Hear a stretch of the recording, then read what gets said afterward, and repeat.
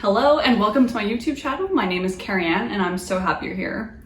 Today I'm going to be recommending what books I think you should read based off of your favorite Taylor Swift album. I know that the ERAS tour movie is coming out on October 13th and I figured this would be a fun way to kind of get in the mood before the movie. So I'm going to be recommending books based off of kind of the general vibe of the album and then a particular trope that I feel like the book really fits in well with and how I'm going to match them up together. I'm going to start in the original year that the album came out. So we're going to start with debut and work our way all the way up to Midnights. And yeah, I'm really excited about it. So let's get started. But first things first, my qualifications. I'm a huge Swiftie. I love Taylor Swift. I didn't get to see the ERAS tour, so I'm super excited for the movie to come out. And my second qualification, most importantly for this video, is I'm a huge romance reader. I've read hundreds of romance books since 2020, and I feel like I have a pretty good grasp on tropes and the general vibes of books, so I'm excited. Let's get started. So we're going to start with her debut album, which to me, I know it's not her only country album, but it feels the most country to me. I think because of songs like Tim McGraw, Picture to Burn, it has a kind of barn burner, angry energy. And I think that it best fits in with a series like the Chestnut Spring series by Elsie Silver. That series is full of really spunky women and it's a country western series. So it's set in Canada actually, but there's a lot of ranching, there's, bull riding, there is all sorts of western country shenanigans that really you kind of hear about in her debut album. I feel like if we're talking about Fearless, we have to talk about a YA rom-com. You have Love Story, you have 15. It's very first love, teenage heartbreak, angst to me. So I feel like I have to go with a classic YA rom-com. Better Than the Movies is kind of what comes to mind immediately. If you know me, you know I'm a huge Lynn Painter fan, so this is probably what you would have guessed. Better Than the Movies is just this classic YA rom-com. It's about two next door neighbors, a guy and a girl. He is a jock, he plays baseball, she plays piano, she's really into romance books, and they kind of have never gotten along. There's always been a lot of teasing. They fight over a parking spot on the street, and I think the vibes are really just there. There's like a love triangle at one point. It really gives you everything that you want when you're reading a YA romance. The book has so many sweet, fun, tender moments that really brought me back to high school in the best way possible. And I believe she's actually writing a sequel to it called Nothing Like the Movies. So I'm really excited for that. But overall, this book totally gives me, Fearless era vibes. And after Fearless, we have Speak Now. So Speak Now is so fairy tale coded that I feel like we have to go with a fairy tale retelling. So immediately the Meant to Be series comes to mind, specifically by the book by Jasmine Guillory. She's one of my favorite authors of all time. I love her Wedding Date series, and her book by the book is a Beauty and the Beast retelling, but it's in the modern day world. And Belle, or Isabel, she is a editorial assistant, and the Beast, or Beau, is basically a celebrity, but he's kind of reclusive, and he promised to write this book. So she has to go and live with him and get him to produce this book that he promised he would write. And it's a really fun retelling. It's a short read, and it's part of a really cool series where popular romance authors are adapting kind of fairy tales into modern day rom-coms. So I read If the Shoe Fits, the first one, which is a Cinderella retelling, and then I read By the Book. I haven't read the third one, which is a little more retelling, but I do know that the fourth one is coming out, I believe, next summer, Tangled Up in You, and it has Christina Lauren as the authors. So definitely very excited for that one to come out. To me, this is kind of a heartbreak album, a Moving On From Your Toxic Ex album. So I think it's a little harder to fit into the romance genre, but what comes to mind for me is Intercepted by Alexa Martin, which is part of her playbook series. And can I just, as a side note, I'm so happy more people have started reading this series now that kind of the Taylor Travis whole romance has blown up, because her second book, Fumbled, which is actually my favorite in the series, has a hero who's loosely inspired by Travis Kelce, which I actually didn't know when I was reading it. And so ever since that's kind of blown up, her series has become more popular, which I love because I think there are some really great books in the series.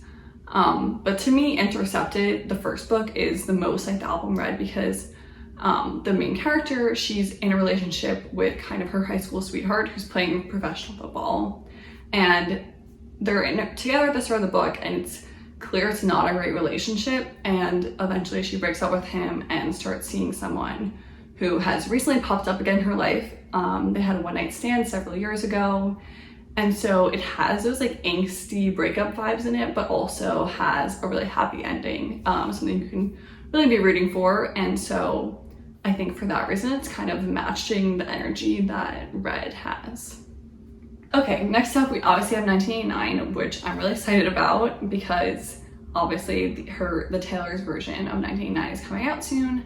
But I think interestingly, in the rebrand, it seems like she's going more for a beachy vibe with the seagulls and kind of the promo she's released, even though to me this feels like such a city album. I mean, it starts with Welcome to New York, and as someone who currently lives in New York City, I think that is really special and something that I love about this album. So I'm going to pick a book set in New York City that feels like a very quintessential New York City romance to me, and that would be Love Interest by Claire Gilmore. This is her debut novel that actually just came out this month, and it's so New York City coded, from the descriptions of her apartment and where she works and, you know, the way that she's met her friends and the way they all hang out.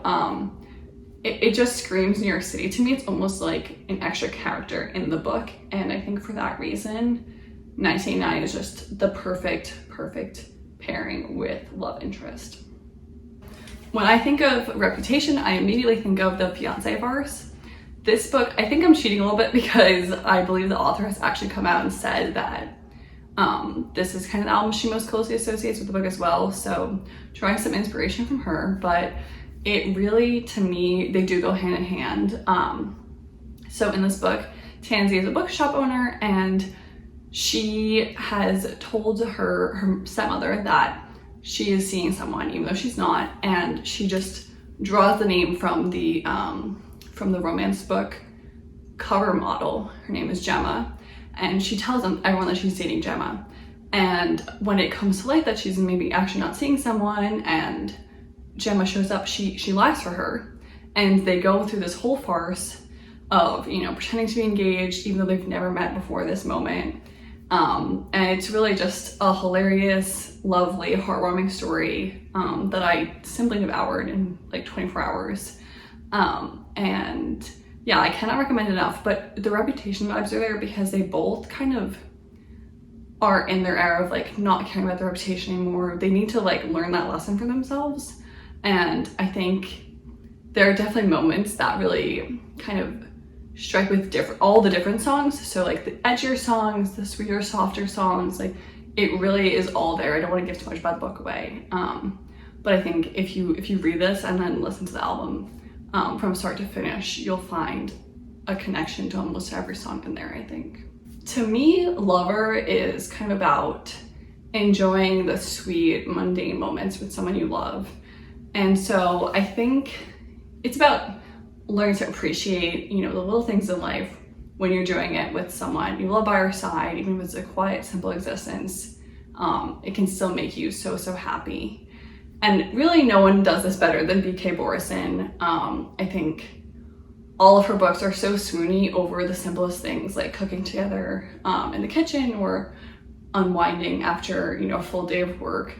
I think she manages to really romanticize the everyday life, especially when you're in like a caring, loving, healthy relationship. To me, the book that does this the most would be In the Weeds, because Evelyn is famous and she comes to really appreciate Beckett's way of life, which is kind of a more simpler, quieter existence with his family, working on a farm, and all of that. So I think that book is one I would choose that's most closely tied to Lover. But really, I think you could pick any book in the Love Light series and it would really capture the feeling, the essence of the album Lover. Folklore and Evermore are definitely the hardest, I think, for me to pin down, because they're not as much love, there's not as many love songs in them. So for me, Folklore kind of reminds me a bit of Part of Your World by Abby Jimenez. In that story, she kind of has to go to a quieter place in her life to fall back in love with her profession, with, you know, her perfect partner, with life itself. And so I think that kind of has Folklore vibes. I'm going to just pick one song. I'm going to cheat a little bit and pick No Body, No Crime, because I think there are so many great books that fit that song, even if they're not maybe necessarily fitting the album as a whole. I feel like the album as a whole has a lot of different vibes to it, but feel free to disagree with me in the comments. But for No Body, No Crime, I think a book like Finley Donovan is Killing It or To Have and to Heist are both really great examples of female friendships, and there's a romance plot line, but it's not necessarily the center. They're closer to adventures and strong female relationships, and I think that is really wonderful. So last but certainly not least, we have Midnights, which is actually my favorite album of hers right now, but it is always changing. So for Midnights, I think Midnight Rain really is the song that I'm drawing upon here, but to me, it's giving a reverse, I don't know if I say reverse when the woman is grumpy, but a reverse Grumpy Sunshine. And so immediately my mind goes to Always Only You. Frankie is so grumpy, and Ren is just the biggest cinnamon roll golden retriever, whatever you want to call him. Their dynamic is wonderful and hilarious and beautiful, and Ren is so earnest and Frankie is so guarded, and yeah, just reading that story and seeing them finally come together at the end is such a wonderful experience. So if you haven't read that yet, definitely check it out. All right, and that's it. We walked through all of her albums so far, and I've done my best to kind of get the vibe of the album and pair it with the book. So let me know if you agree or disagree in the comments below, if you've read any of these books or you have another book that you think fits it even better, because I'd love to definitely check it out. But thank you so much for watching, and let me know if there's anything else you'd like to see. I'm planning on doing some longer form content here compared to what I do on Instagram, but definitely happy to take recommendations. So thanks so much for watching, and I'll see you next week.